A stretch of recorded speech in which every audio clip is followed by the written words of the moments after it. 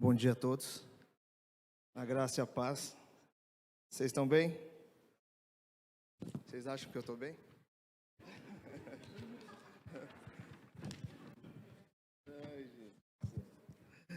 Vocês dão risada, né?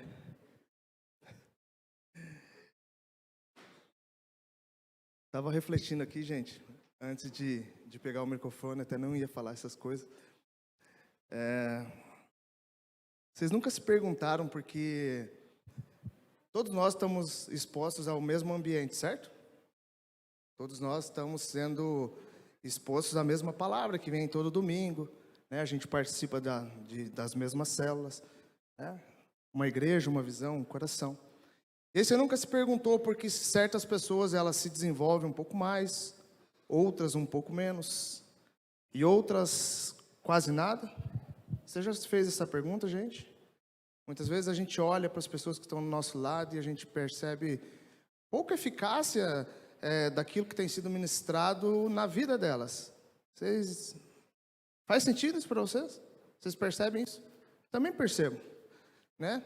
E aí eu estava meditando a respeito disso e eu percebi que a maneira como a gente chega diante do Pai aqui no culto vai determinar muito o nosso romper em Deus, né? Muito daquilo que Ele vai falar ao nosso coração, nosso quebrantamento, né? A parábola da semeadura. Eis que o semeador saiu a semear. Enquanto lançava a semente, parte dela caiu aonde? À beira do caminho, certo? O que simboliza a beira do caminho, gente? Quando Jesus vai explicar, fala que vem Satanás e ele rouba a semente. Então muitas pessoas elas chegam aqui trazendo uma bagagem muito grande de preocupações, né, de traumas, de desentendimentos. Isso aí é uma maneira que Satanás rouba a tua semente do teu coração e ela não frutifica. De repente aí você faz 2, 3, 4 anos que você está vindo em uma igreja, nessa igreja, enfim, e você percebe pouca realidade sendo transformada na tua vida. E isso aí é preocupante, né? Muito preocupante.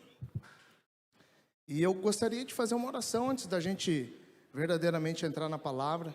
Queria que você, né, curvasse a tua cabeça, colocasse, né, todo o teu entendimento, né, todas as tuas forças diante do Pai e falasse: Pai, muitas vezes eu tenho vindo aqui, tenho entrado de uma forma, tenho saído da mesma forma. Eu quero que o Senhor comece a ressignificar coisas no meu coração. Quero que o Senhor comece a me trazer direção. Quero que o Senhor comece a gerar algo que é teu dentro de mim. Enfim, gente, coloque seus anseios, suas angústias, tudo aquilo que muitas vezes tem roubado a palavra. Pai, em nome de Jesus, nós te agradecemos, Pai, por esse dia. Nós te agradecemos por essa manhã, Pai, tão preciosa, onde logo pelo romper da aurora temos o privilégio de sermos expostos pela tua palavra. Temos o privilégio de nos reunir como corpo de Cristo, como igreja do Senhor.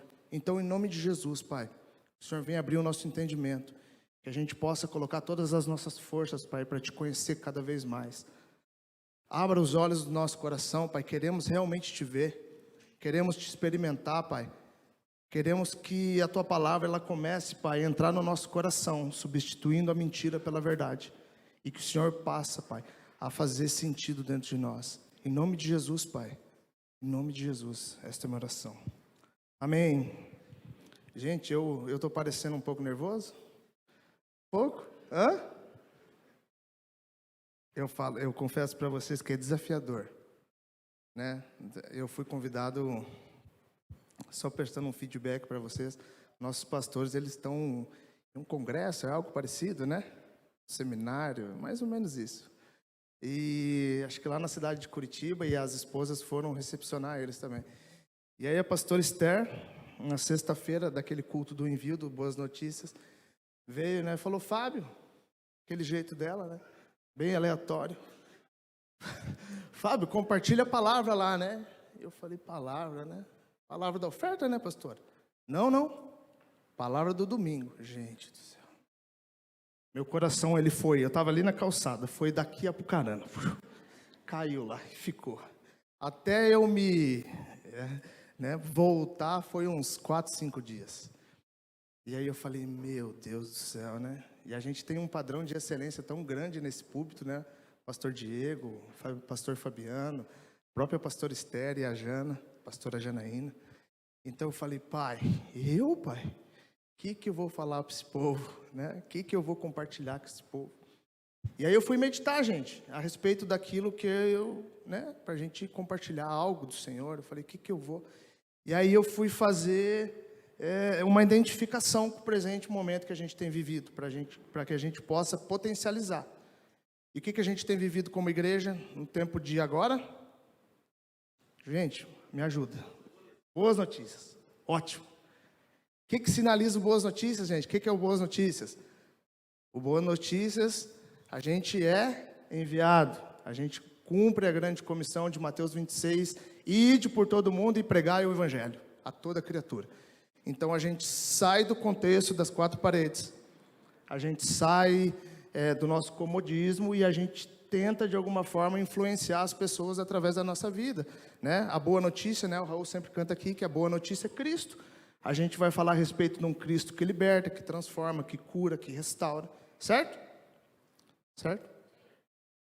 E eu confesso para vocês que eu cheguei na Igreja Nova Aliança faz 2 anos.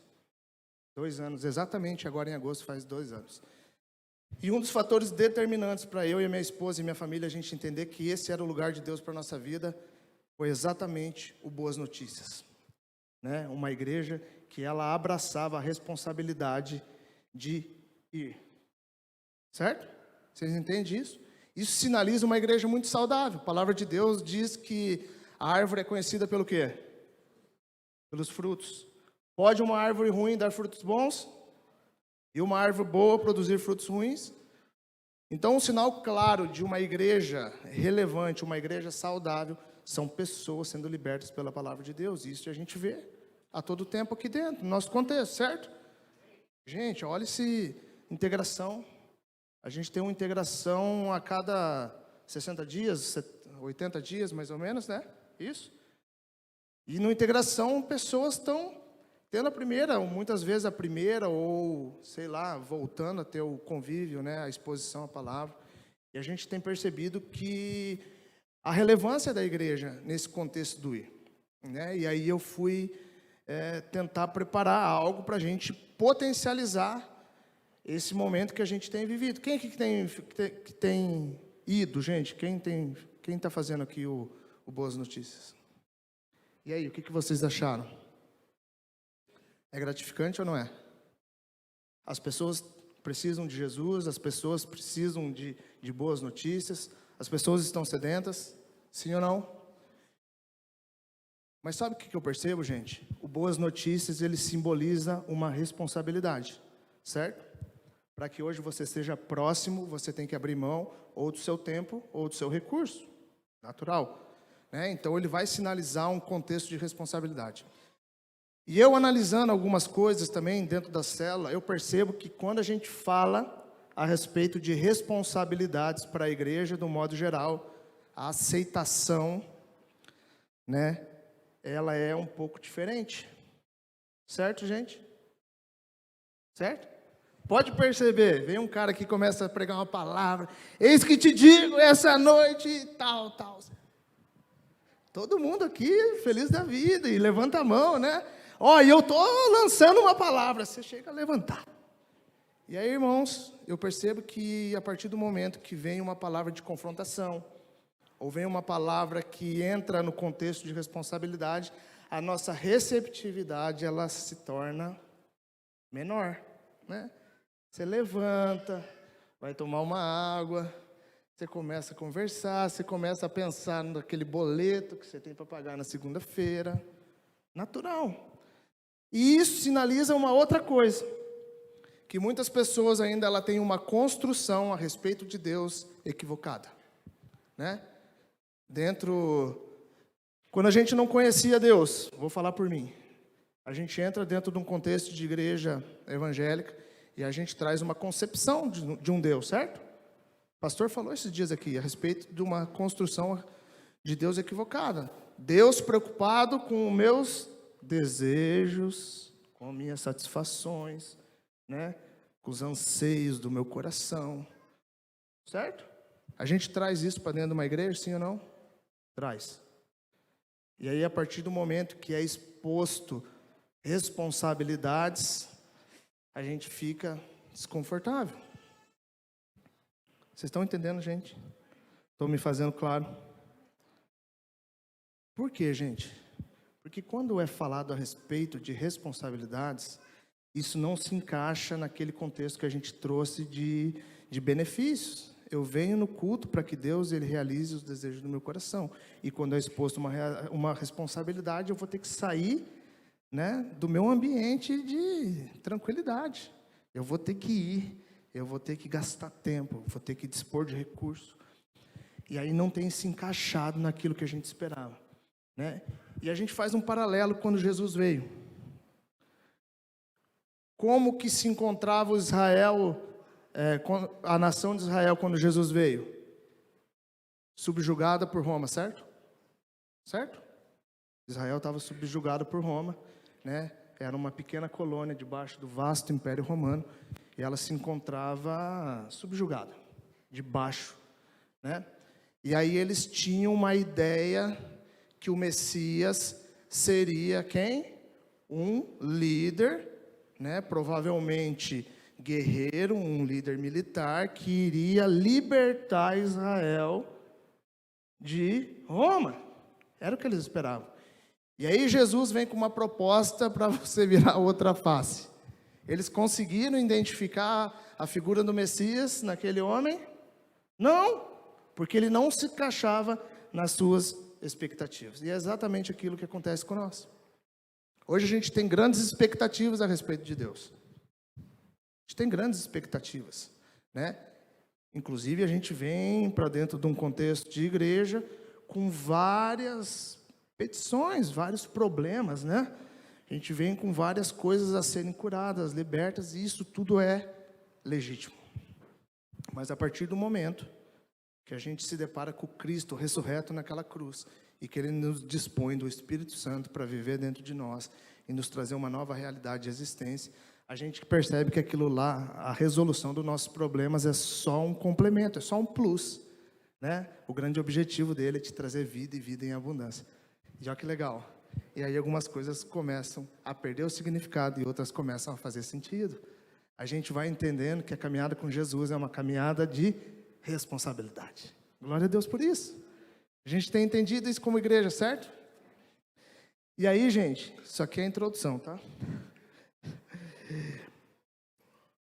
A palavra de Deus lá em Mateus não é essa palavra.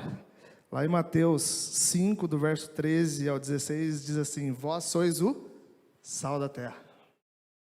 E na continuação diz o seguinte: mas se o sal perder o seu sabor, com que se há de temperar? Para nada mais presta, senão para se lançar fora, certo? E ser pisado. Vós sois a luz do mundo, uma cidade edificada sobre um monte. Qual que é a função do sal aqui, quando Jesus traz no Sermão da Montanha a finalidade do sal? Ele nos equipara ao sal, né? Ele nos fala que a gente é como sal e como luz. É de apontar para um caminho, é de trazer sabor. Certo, gente? E aí eu coloquei o significado da palavra influência. Influenciar, inspirar, persuadir, instigar, servir de modelo. Quando a palavra de Deus fala que eu e você, a gente é sal na terra, a nossa vida, então, necessariamente, ela tem que apontar para um caminho. Um caminho de transformação, de libertação, de cura.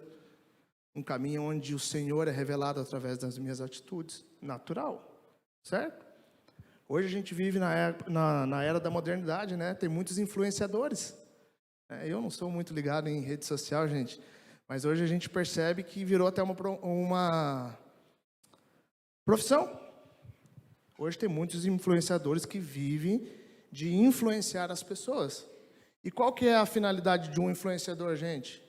Trazer tendências, estimular o consumo, né? Potencializar marcas, certo? Dentro do nosso contexto, eu e você também, a gente foi chamado para influenciar. Vocês entendem isso? Para ser sal na terra e luz do mundo. Então agora você dá um cutucão no cara que está do teu lado e fala: eu e você fomos chamados para influenciar. Eu percebi que alguns falaram meio arrediamente. Fala de novo para ele. Falou, eu e você fomos chamados para influenciar. Você entende isso? Pergunta para ele.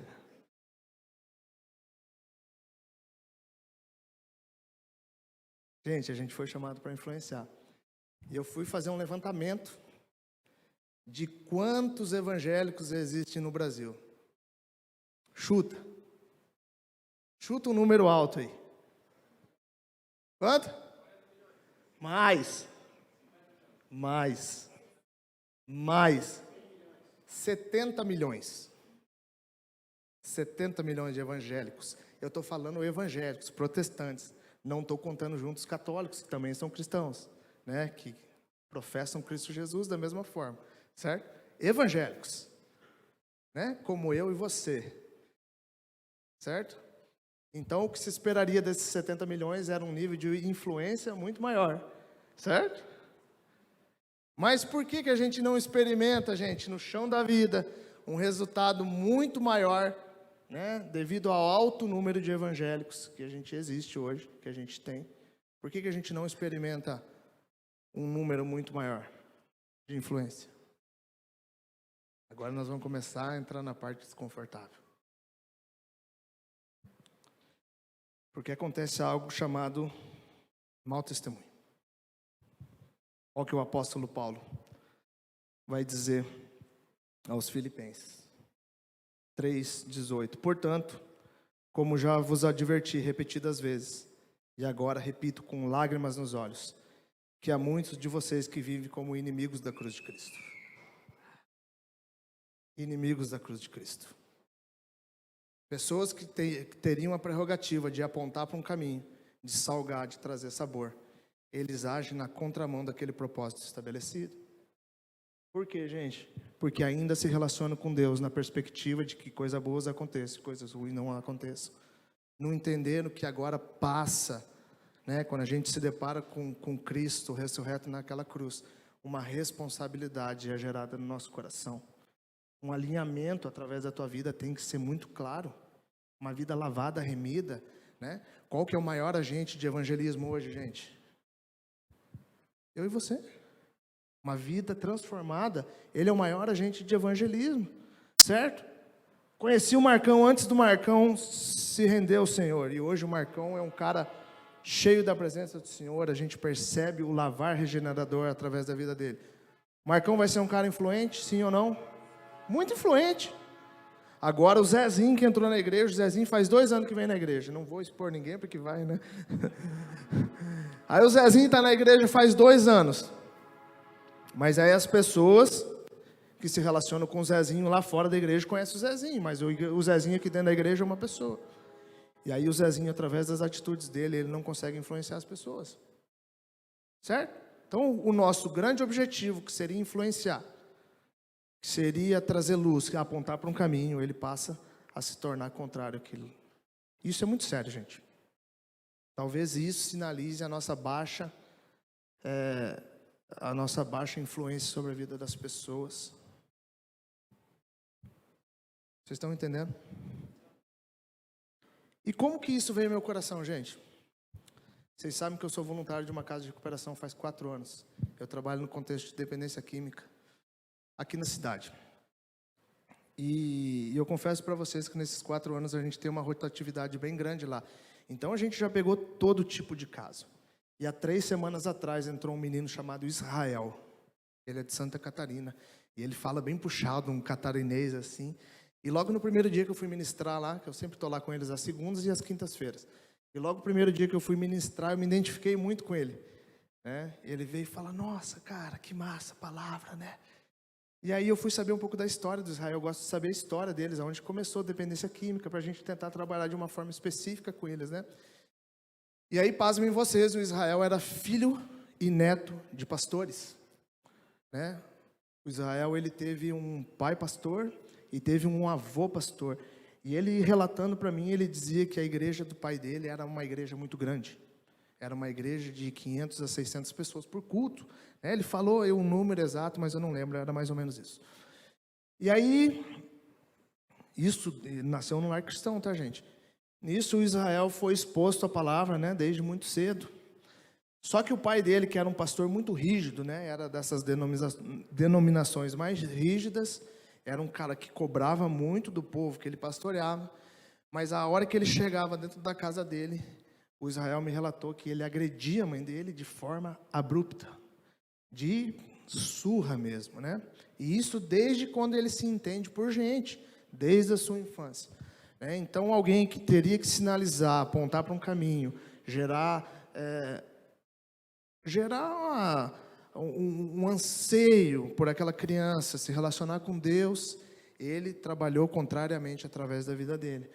E o Israel relatou para mim que com 8 anos, a mãe dele tomou uma surra tão grande que ela estava machucada, que ela não conseguia ir na igreja. O Israel foi e achou um álcool de cozinha e ele tomou para que ele se esquecesse daquelas cenas. Olha o trauma. E hoje o Israel ele tem 30 e poucos anos, eu não lembro certo.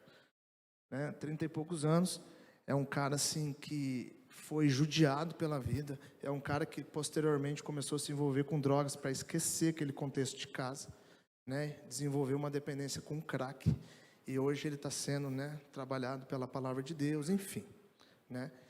O que eu quero deixar claro para vocês é que aquele homem, não estou julgando o pai dele também, mas aquele homem que tinha uma prerrogativa de estimular o filho dele a se desenvolver um relacionamento saudável com Cristo, ele agiu contrariamente através da forma como ele agia. Então, é uma informação de duplo vínculo. O que é informação de duplo vínculo, gente? É como um bebê vai para um colo de uma criança. No mesmo contexto que você acaricia, você belisca. A informação de duplo vínculo é isso. Você fala algo, mas as tuas atitudes elas funcionam contrariamente àquilo. E hoje muitos de nós tem isso como um padrão de vivência na sociedade. A gente vem aqui, louva ao Senhor, mas aí lá fora a nossa vida ela não é condizente. Então, essa é a introdução daquilo que eu quero trabalhar hoje, certo? Certo, gente? Eu e você. Você e eu, você e eu. A gente foi chamado para ser influência, gente. A gente foi chamado para evidenciar através da nossa vida a transformação que há em Cristo Jesus, Certo? Há uma transformação, gente. Há um momento. Eu gosto muito da palavra ruptura. A ruptura ela sinaliza um antes e um depois. Aquele que se depara com a cruz, com o Cristo ressurreto, ele tem como evidência um antes e depois, certo? Um antes e depois. Você é caracterizado por um novo padrão, tá? E aí, por que eu estou falando isso, gente? Porque a gente tem vivido isso como igreja, através das boas notícias, para a gente influenciar lá fora, para a gente apontar, sinalizar um caminho através das nossas vidas, certo? E aí, eu gosto muito da palavra ressignificar. Ressignificar. E aí agora a gente vai entrar na palavra. Tá? Isso aqui não era palavra, mas a gente vai entrar na palavra. E eu queria que vocês abrissem a Bíblia de vocês, lá no Evangelho de Mateus, o capítulo 5, somente o verso 20. Hoje agora a gente vai... O meu grande objetivo nessa manhã é fazer com que a gente traga um novo significado, algumas coisas, para a gente potencializar a nossa condição de influência na sociedade. Tá? Certo, gente? O que acontece? A gente entra para dentro de uma comunidade cristã. Quem aqui que tem lar cristão, gente? Quem que nasceu aqui debaixo de um lar cristão e sempre permaneceu? Sempre permaneceu. 1, 2, 3, 4, 5, 6, 7, 8, 9. Nós estamos aqui em pelo menos 100 pessoas, 80, 100 pessoas. Então, 10% nasceram em lar cristão e, a partir de então... Mas o que acontece com a maioria de nós? A gente entra para dentro de uma igreja, só que a gente traz um conceito, modelos principiológicos construídos pelo mundo. E a Bíblia é muito clara de dizer que o mundo jaz no maligno. Então, muitos dos nossos conceitos, dos nossos valores são formados pelo mundo, e a partir do momento que a gente entra para dentro de uma igreja, a gente tem que trazer um novo significado para isso. Vocês entendem assim? E hoje eu quero, para que a gente seja mais efetivo, né, nesse contexto de evangelização, de influência na vida das pessoas, a gente vai ter que trazer uns novos significados. E hoje o que eu separei é ressignificando o nosso conceito de justiça. Legal, né? Vocês já ouviram alguma ministração como base Mateus 5:20? Pode colocar a palavra aí. Vamos ler junto? Porque vos digo, justiça.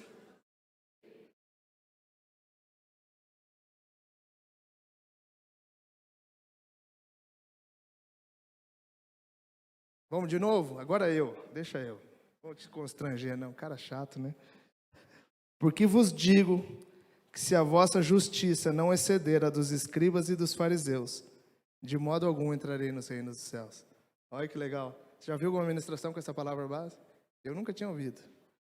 Eu falei, pai, vou levar essa... O que eu vou tirar daqui? E aí o Senhor foi falando e glória a Deus por isso. Primeiro, gente, tem o significado de ressignificar aí...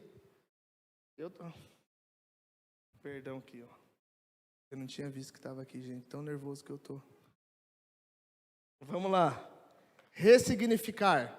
Dar novo sentido, valor, forma ou função a algo, geralmente com o intuito de superar padrões comportamentais, psíquicos, estéticos, morais, ideológicos, etc., estabelecidos pela tradição ou pela experiência de um indivíduo ou de um grupo social. Então, o grande objetivo da gente trazer um novo significado a muitas coisas é trazer esse novo sentido, essa nova forma, e geralmente com o intuito de superar padrões. Então, a nossa mentalidade, né, a forma como a gente construiu o nosso sistema principiológico, até a maneira como a gente estabeleceu o nosso conceito de justiça. Eu e você, a gente tem um conceito de justiça bem formalizado no nosso coração. Né? Agora a gente vai falar a respeito do conceito de justiça da época de Jesus, mas eu e você a gente tem, e muitas vezes esse conceito de justiça que eu e você formamos é um conceito mundano ainda, né? Muitas vezes a gente não trouxe luz para isso. E olha só, gente, qual que era o modelo de justiça utilizados pelos escribas e fariseus, né? Era a lei do talião, que se baseava no olho por olho e no dente por dente, também conhecida como lei da retaliação ou lei da retribuição. O propósito dessas leis e normas era promover o direito e a justiça, mas não a vingança. A penalidade devia equiparar-se ao crime cometido e nunca ser maior que elas, pois se assim fosse, seria vingança e não justa compensação. Né? Isso está lá em Levíticos 24. Depois vocês dão uma procurada lá. E vocês vão ver que quando Deus ele dá a lei a Moisés no Monte Sinai, muito do conjunto de valores ali, da forma como realizaria a justiça, era a lei do dente por dente e olho por olho. Né? Tanto é que, quando a mulher surpreendida em flagrante ato de adultério chega diante de Jesus, né, o que a lei mandava? Apedrejamento, né? Então, era dente por dente, e olho por olho. Né? Mas uma leitura desavisada disso entenderia a lei da retribuição como um estímulo à vingança, mas não era. Era uma justa compensação. Vamos imaginar como é que funcionava na época. Né? O Marcão entrou lá no meu sítio e roubou um boi meu. Vou te usar hoje porque você está perto, Marcão. Próxima vez você senta para trás. Marcão entrou lá, ele e o Pedro. Falou, rapaz, nós precisamos comemorar o nascimento da nossa filha, vamos ter que roubar um boi desse cara. A grama do vizinho é sempre mais verde, o boi do vizinho parece que está mais gordinho. Vamos lá, roubaram. Então, o que acontece? A lei de Moisés, ela prescrevia que se o Marcão entrou na minha fazenda, Me roubou um boi, eu poderia entrar na fazenda do Marcão e fazer o quê? Roubar um outro boi. Eu não poderia entrar lá na fazenda do Marcão, quebrar tudo, levar toda a boiada do Marcão. Certo? Era uma forma de frear o exagero da vingança. Certo? Então as pessoas, elas retribuíam naturalmente. A lei da retribuição. Tudo aquilo que você faz, vão fazer contra você. Né?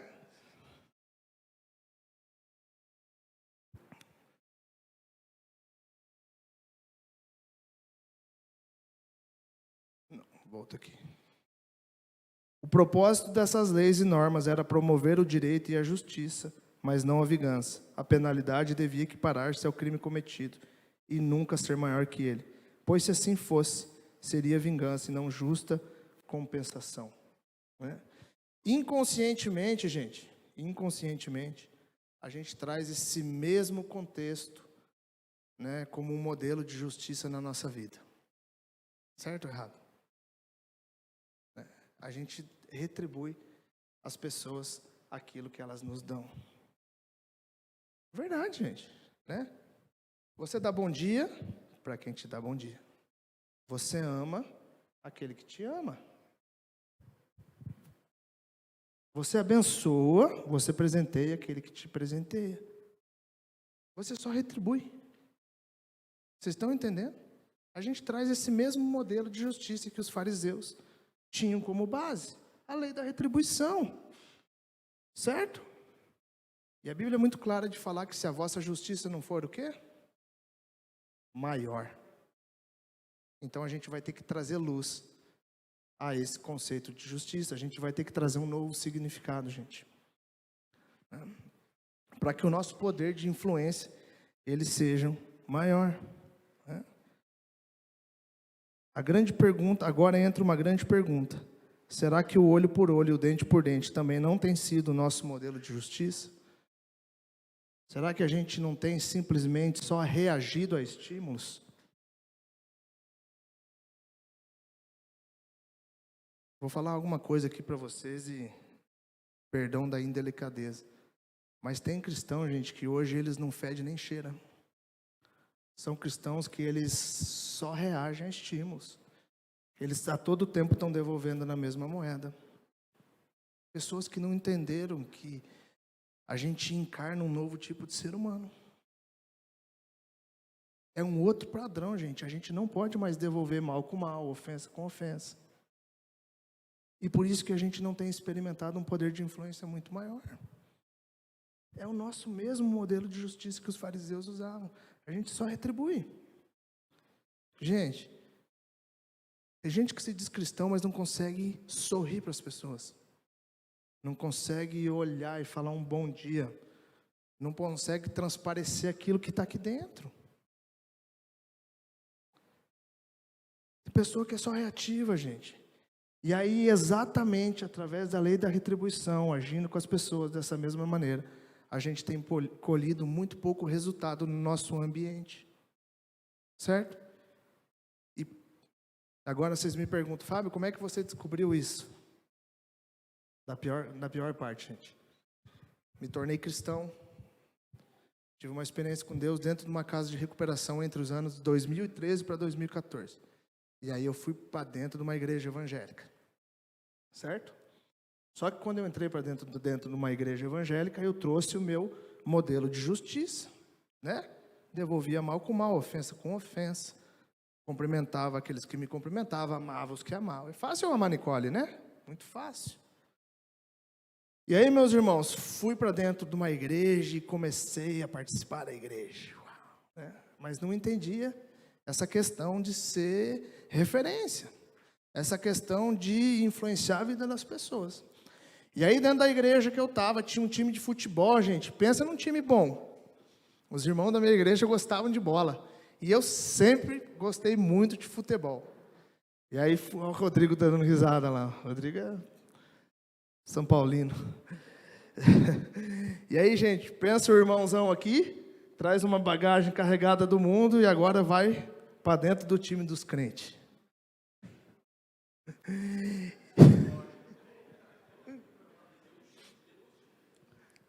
Pensa, gente, na situação.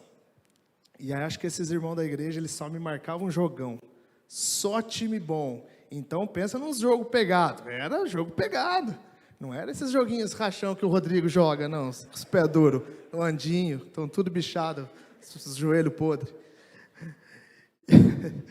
E, gente, pensa num jogo. E um dia tá rolando um jogo desse com um dos melhores times que tinha na cidade na época. Né? E já fazia um certo tempo que eu estava dentro de uma igreja. Já fazia certo tempo que eu estava dentro de uma igreja. E aí, meu irmão, em determinado momento, um dos caras do time dele chegou no nosso cara e me deu um chutão nesse cara.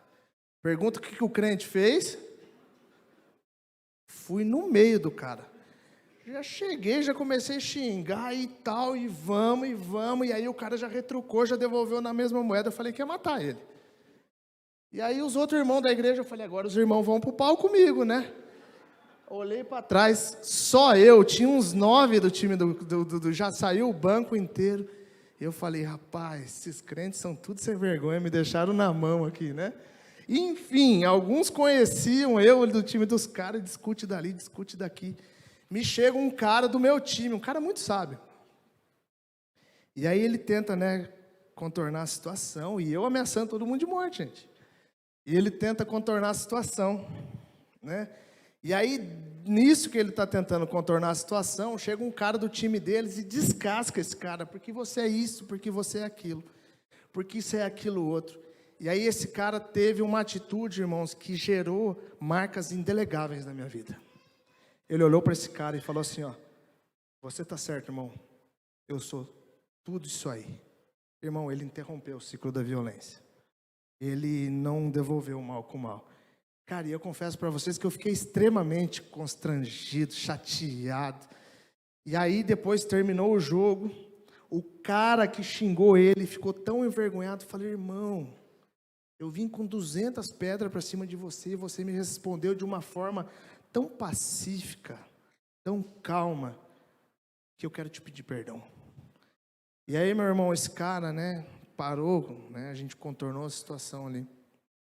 E aquilo ficou muito forte, assim, gravado, que eu não podia mais refletir as minhas atitudes daquela forma. E o irmão chegou e me puxou no canto e falou, Fábio, a gente não devolve mais o mal com o mal, ofensa com ofensa. A gente interrompe o ciclo da violência e a gente né, leva o prejuízo para si mesmo. E aquilo ressignificou o meu conceito de justiça na ética dos meus relacionamentos, né? E vamos, gente, né, para a gente fazer uma conversão no grande propósito dessa ministração de hoje. Qual que era o objetivo no homem de Deus? Não era trazer influência? Você acha que com aquela atitude eu teria alguma boa influência na vida das pessoas? Então vamos simular uma situação. Suponhamos que um daqueles caras, do time dos caras, eles estivesse passando por um momento de dificuldade na vida dele, né? Ou de repente fosse um cara desviado, fosse um cara que quisesse escutar uma palavra do Senhor. E aí por algum motivo, isso foi no sábado, tá? Se por algum motivo esse cara viesse para a igreja no domingo, e aí estava quem lá no banco da frente? O crente. Você é um espelho que reflete a imagem do Senhor. Esse cara ia olhar e falar, não é ele que está ali, não. Gente, isso é muito sério. A gente dá risada, mas aponta para uma realidade. Hoje a gente tem influenciado muito pouco através da lei da retribuição. Né? Hoje a gente quer influenciar nossos filhos, né? A gente quer que a nossa mãe, que nosso pai, que nosso cônjuge venha para a igreja, mas a gente continua se relacionando com ele na forma da retribuição. Se ele vem com 5 pedras, eu vou com 6, né? E aí você fala lá você posta lá na rede social, eu dou um boi para entrar numa briga, mas eu dou uma boiada para não sair dela. Você não ressignificou, gente. O teu poder de influência, do que se esperava uma coisa boa, se torna uma coisa perniciosa. A tua vida, ela aponta para um outro caminho daquilo que você fala. Isso é muito sério, gente. Muito sério. Eu e você, a gente foi chamado mais uma vez para ser influência na vida das pessoas, para ser referência, para apontar para um caminho. E a gente vai ter que começar a ressignificar esse nosso conceito de justiça. A nossa justiça vai ter que ser maior, mais aprofundada do que simplesmente uma pessoa reativa, gente. Uma pessoa que ela só corresponde a estímulos. Ela abençoa os que abençoam. Cara, é muito fácil, né? Olha o que Jesus fala. Tá, e aí, né, vem Jesus.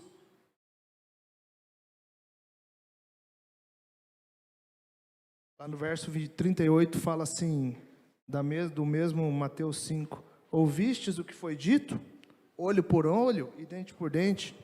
Eu, porém, vos digo, não resistais ao perverso, mas se alguém te ofender com tapa na face direita, volta-lhe também a outra. E se alguém quiser processar-te e tirar-te a túnica, deixe também que leve a capa. Assim, se alguém te forçar a andar 1 milha, vai com ele 2. Dá a quem te pedir, e não te desvie de quem deseja que lhe emprestes algo. Ouvistes o que foi dito? Amarás o teu próximo e odiarás o teu inimigo? Eu, porém, vos digo, amai os vossos inimigos. Jesus complicou tudo aqui, né? É fácil, gente, amar aquelas pessoas que a gente não tem um pingo de afinidade? Muito difícil. Mas aí a palavra, continuando, fala assim: porque se vos amares aqueles que vos amam, que recompensa que vocês têm disso?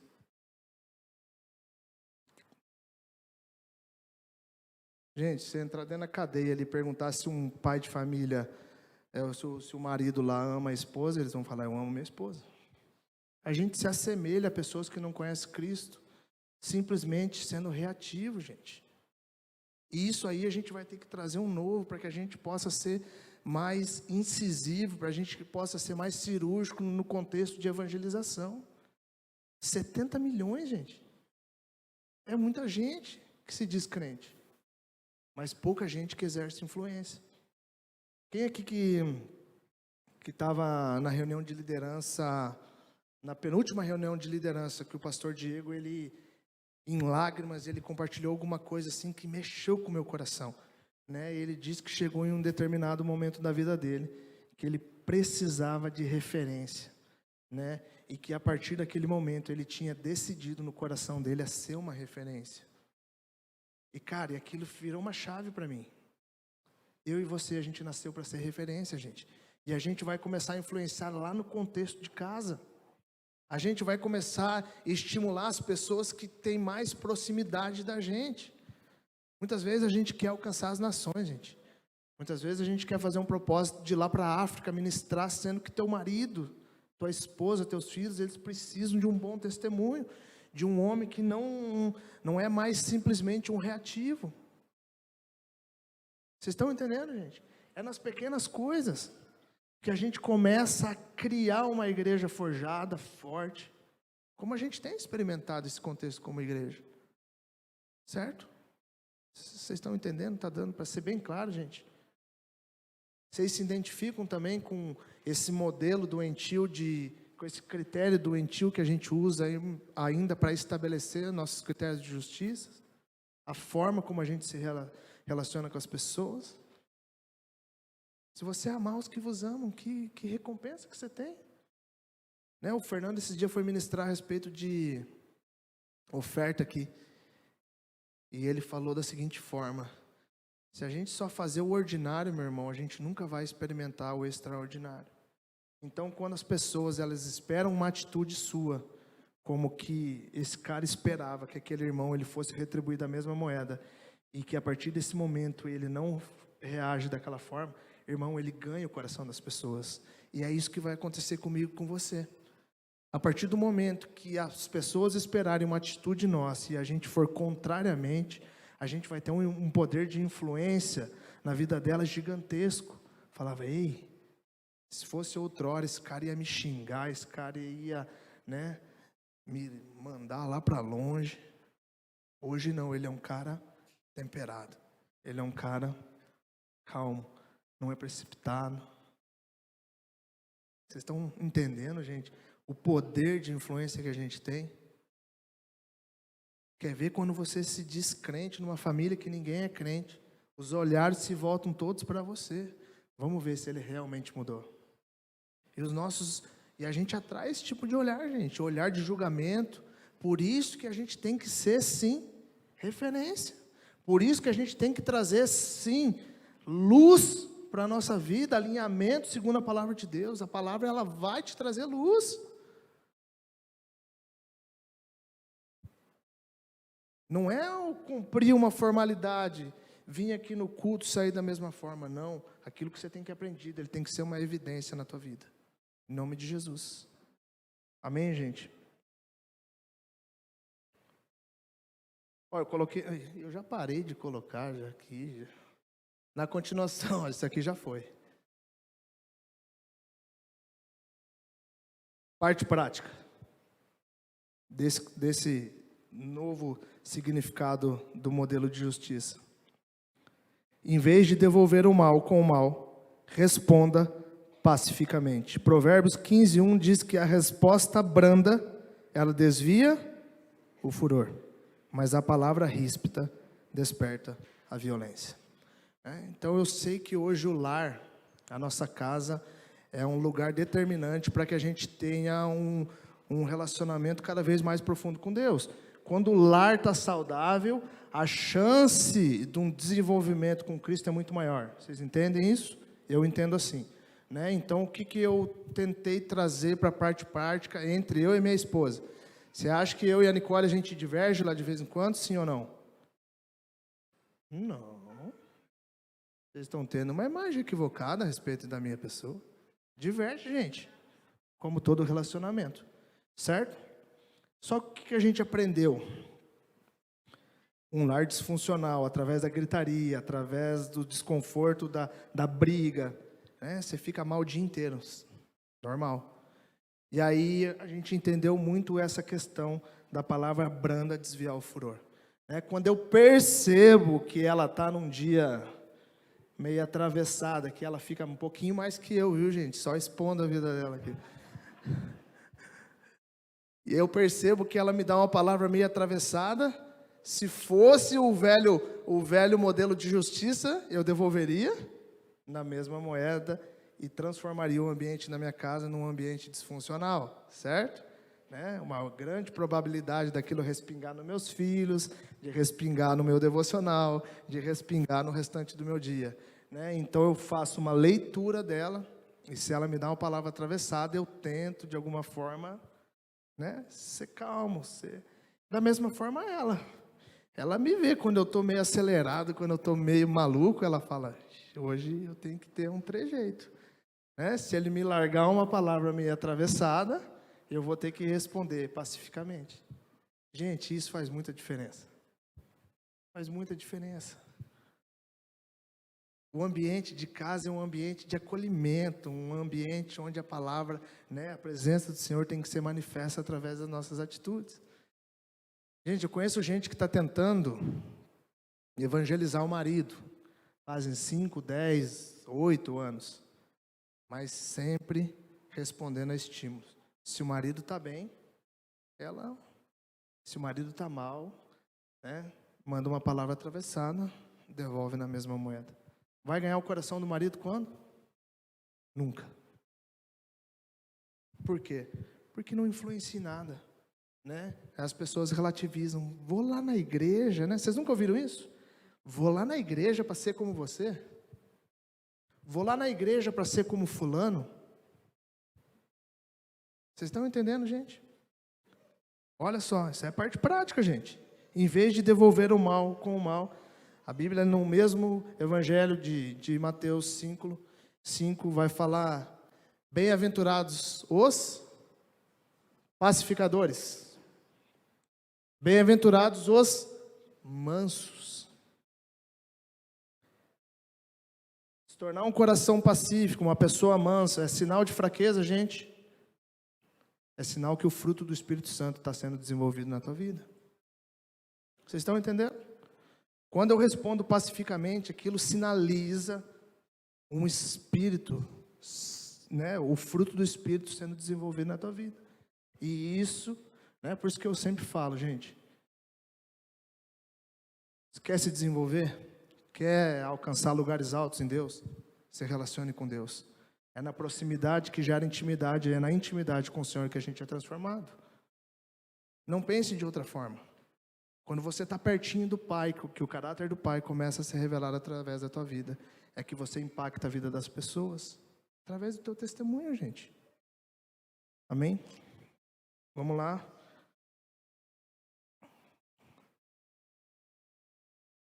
Em vez de devolver o mal com o mal, o discípulo de Jesus deve interromper o ciclo da violência, muitas vezes assumindo o prejuízo sozinho. E aí vamos lá para Provérbios 20, o verso 3 vai dizer: qualquer pessoa tola tem o poder de começar uma briga. Quem consegue pôr fim às contendas é que merece honrarias. Vamos voltar lá para o exemplo que eu dei do futebol? Quem começou a briga? Tolo. Tolo. Crente tolo. Quem que pôs fim às contendas? Crente sábio. Então, meu irmão, hoje eu e você, a gente pode começar uma briga com qualquer pessoa, lá dentro do teu lar, através de uma discussão boba, que ela possa se potencializar e virar uma discussão gigantesca. Mas a Bíblia fala que aquele que merece honrarias é aquele que interrompe, aquele que põe fim, aquele que assume o prejuízo e interrompe o ciclo da violência e da maldade. Então, o que se espera de mim e de você, que a partir desse momento que a gente está sendo exposto a essa palavra, que a gente traga isso para a luz, para a parte prática, que isso seja evidenciado lá na nossa casa, nas pequenas coisas, gente. Isso vai ser determinante para você alcançar a vida daquela pessoa que de repente você está tentando alcançar e não alcançou. Porque ainda você está sendo só reativo. Você só está reagindo a estímulos, gente. E misericórdia com o crente que só reage a estímulo. É o crente que não fede e não cheira. É o crente que não faz mal para ninguém. Aliás, faz, porque ele é um péssimo testemunho. Deu para entender esse primeiro ponto? Esse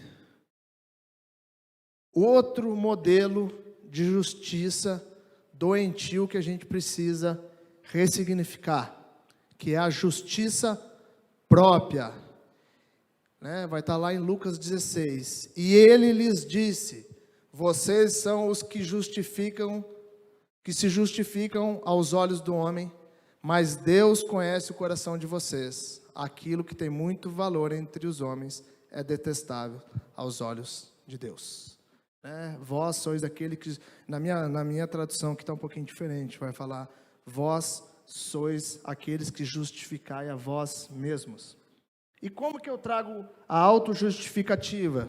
Como que eu me justifico a mim mesmo? Vocês têm ideia? Não tem ideia. Cumprindo todos os pré-requisitos que o contexto religioso que propõe. Vamos pensar no contexto Inarapongas. A gente tem um culto por semana. O que mais? Célula. No momento do culto tem a parte da oferta, né? E aí vamos lá, como é que eu trago justificativa? Através dos meus atos. Eu venho, o checklist do crente. Devocional boa, Pedro. Devocional. Checklist do crente, da autojustificativa. Participo do culto, vezinho. Tiro foto e coloco no Instagram, louvor. Ó, o Raul e o Pedro que estão lá hoje, hein? Hoje está demais. Vezinho. Oferta, vezinho. E a palavra de Deus fala que aonde há necessidade de pouco perdão, pouco amor é revelado. Quando você se justifica através, irmão, de uma prestação de serviço, através de uma formalidade, você não consegue se colocar diante do Pai reconhecendo Ele em todos os teus caminhos. Você participa do culto, você vai na célula, você é um cara que se preocupa, né? Eu coloquei aqui, autojustificativa, conceito de justiça preocupado com a exterioridade. Olha que legal. Tinha um bom comportamento, mas não tinha uma natureza recriada. Exterioridade, algo preocupado com aquilo que as pessoas iriam ver. Certo?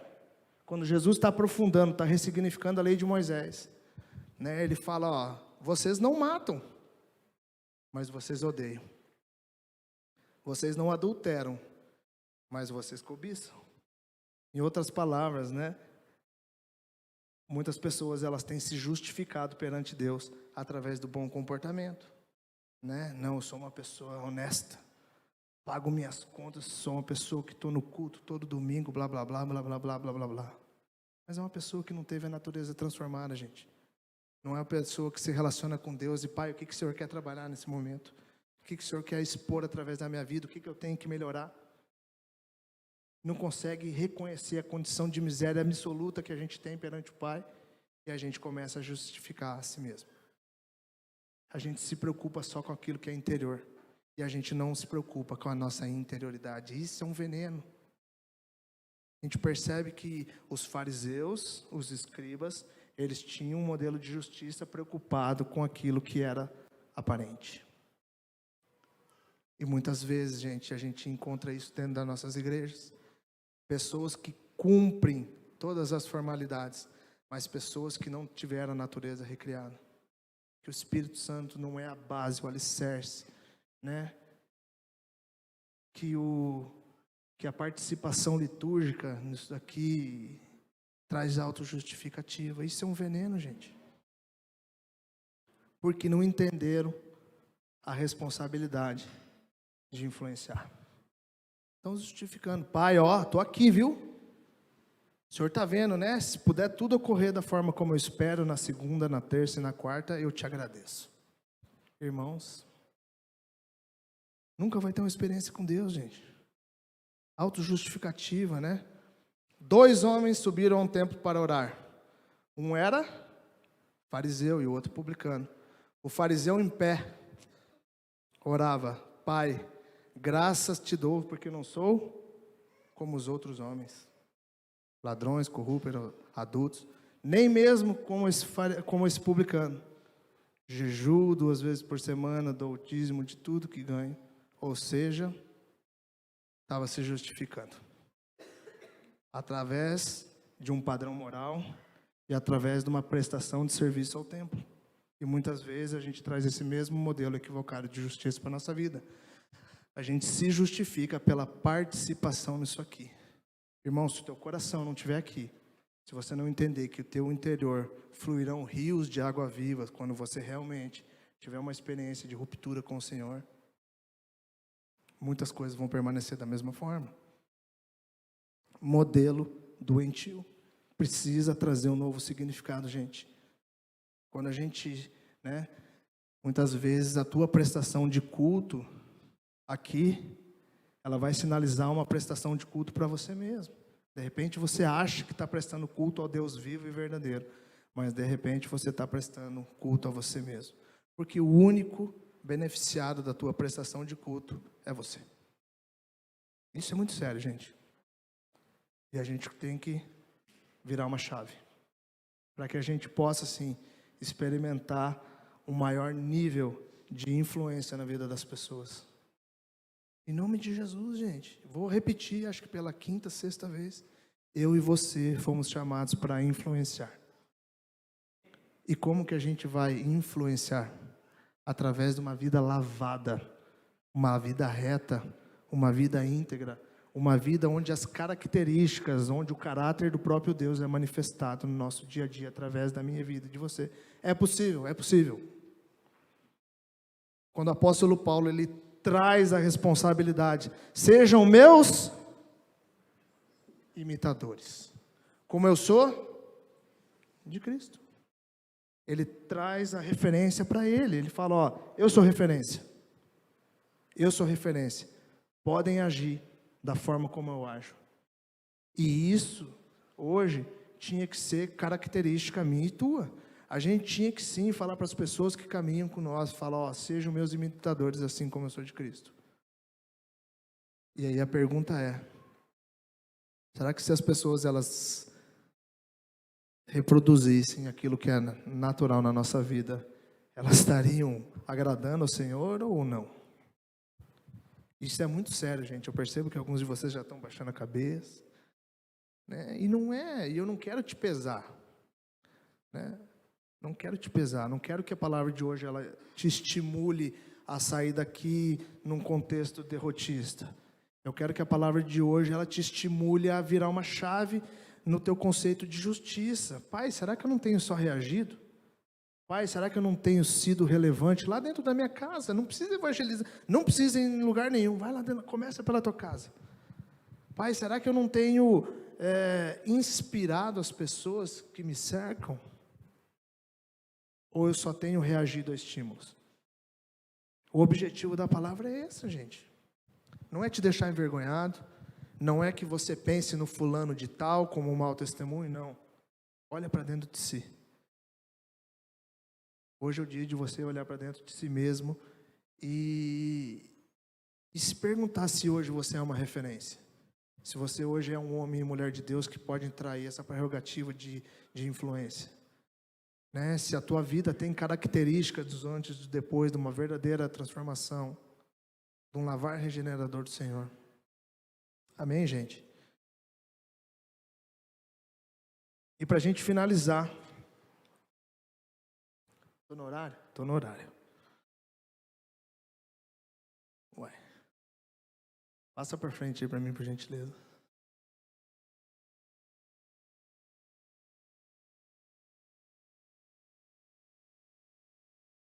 É o último slide, eu acho.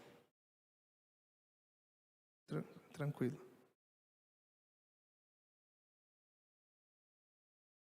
Que haja luz. Houve luz. Que haja slide. Houve slide. Então agora a gente vai criar um modelo de justiça saudável. Vamos lá? Portanto, tudo quanto querei que as pessoas vos façam, assim fazei vós também a elas. Pois esta é a lei e os profetas. Mateus 7:12. Né? E aí o homem reativo vai ter que parar, meu irmão. Você vai ter que se antecipar na prática do bem.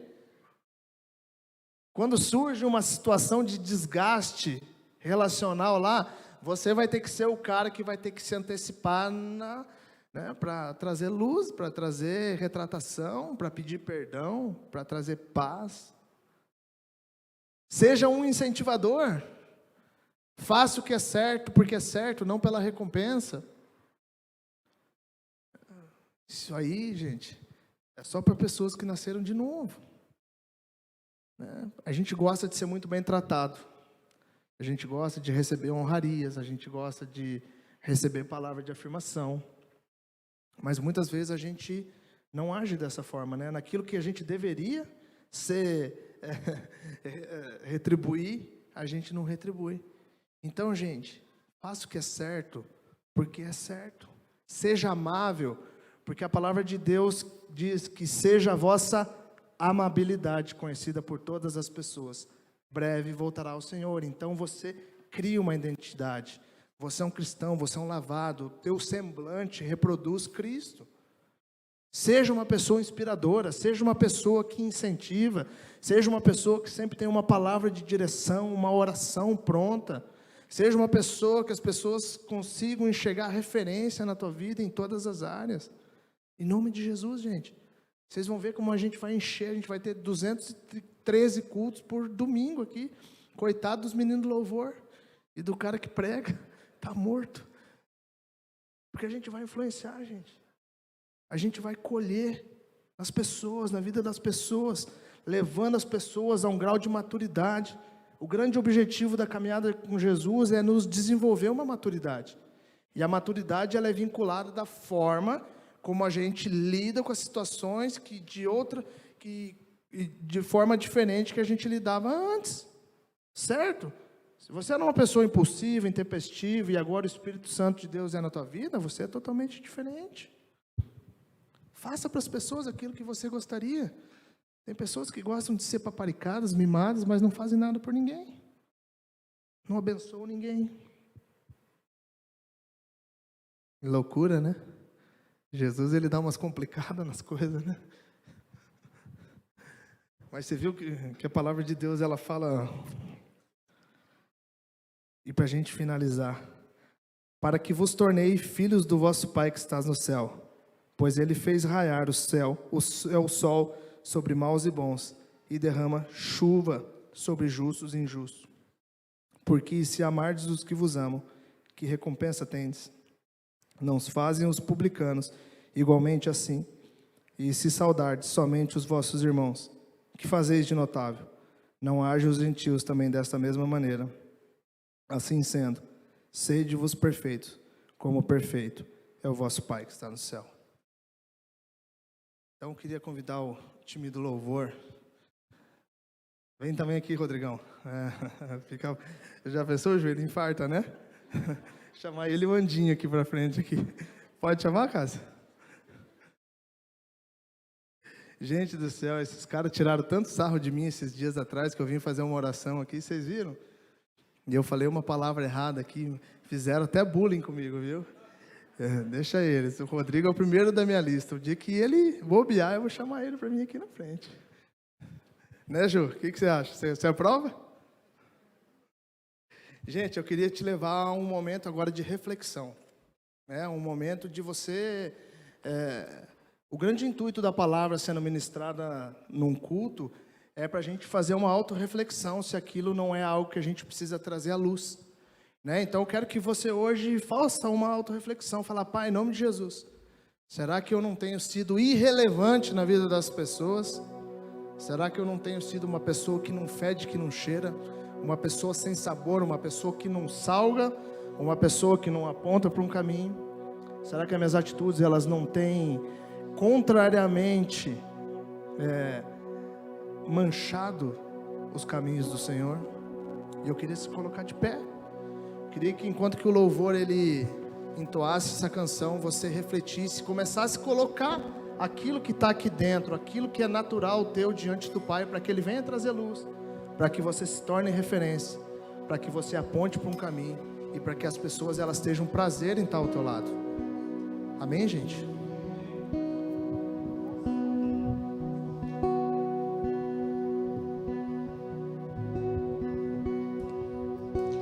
Teu amor está ganhando forma. Teu amor está ganhando forma. Teu amor está ganhando forma em mim.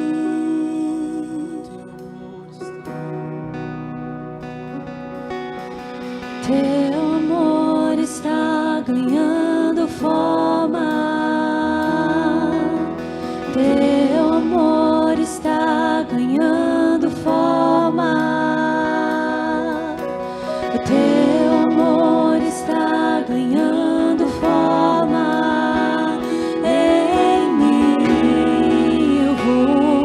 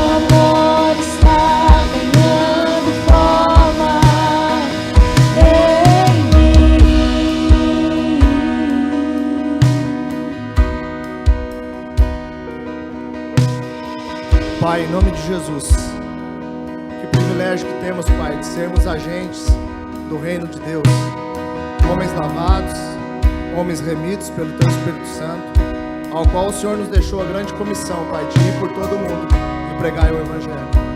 Então que a gente possa entender isso como uma responsabilidade e como um grande privilégio, Pai. Que possamos, Pai, trazer um novo significado nos nossos modelos mentais doentios, no nosso conceito de justiça, em tudo aquilo que a gente traz, Pai, do mundo caído.